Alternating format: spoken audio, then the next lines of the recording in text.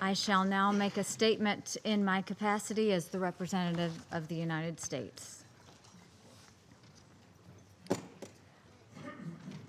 It was interesting to hear of the talk from my Russian colleague about the independent investigations and the importance of them, because this entire Security Council decided on what the joint investigative mechanism would be and decided what it would do, and it was actually voted on unanimously.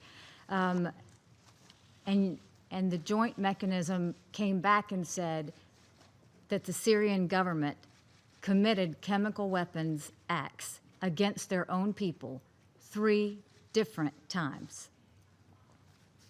But somehow now we don't like what the joint investigative mechanism does. Having said that, I will say in the life of the United Nations, there are times when we are compelled to do more than just talk. There are times we are compelled to take collective action.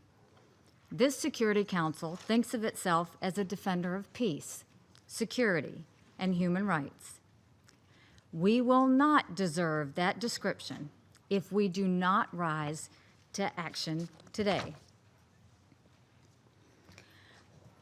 Yesterday morning, we awoke to pictures, to children foaming at the mouth, suffering convulsions, being carried in the arms of desperate parents. We saw rows of lifeless bodies, some still in diapers, some with visible scars of a chemical weapons attack. Look at those pictures. We cannot close our eyes to those pictures. We cannot close our minds of the responsibility to act.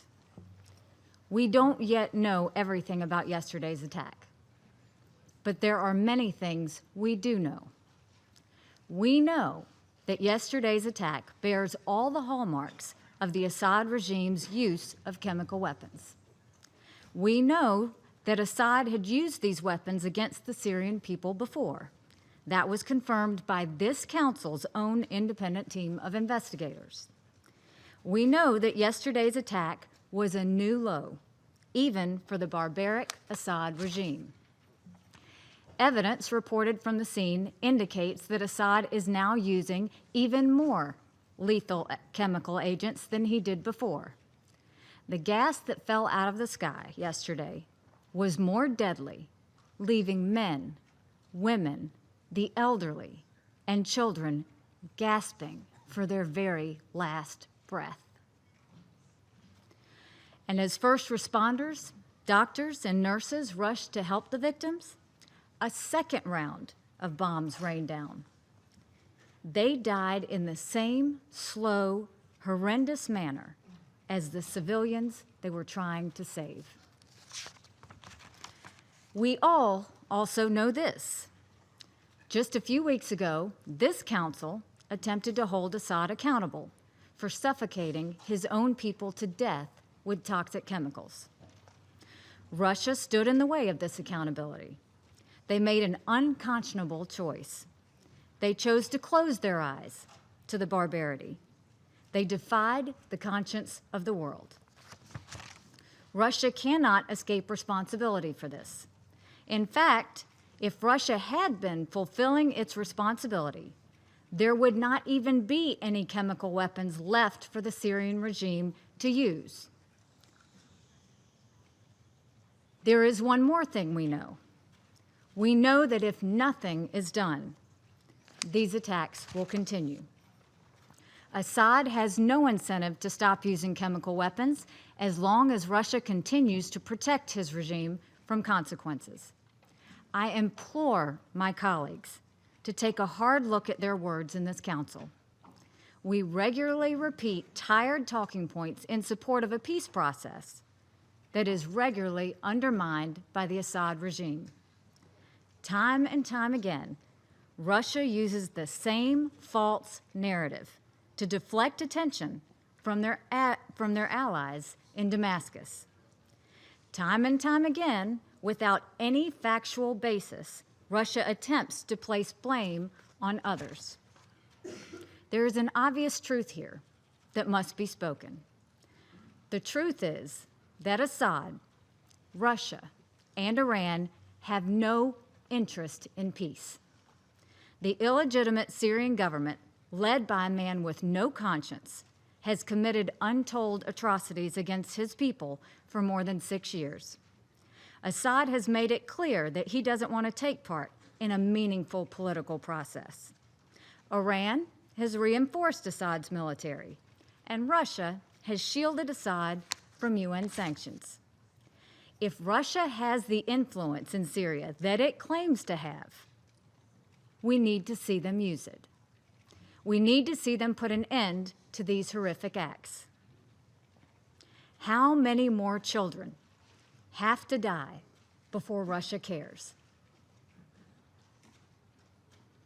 The United States sees yesterday's attack as a disgrace at the highest level, an assurance that humanity means nothing to the Syrian government.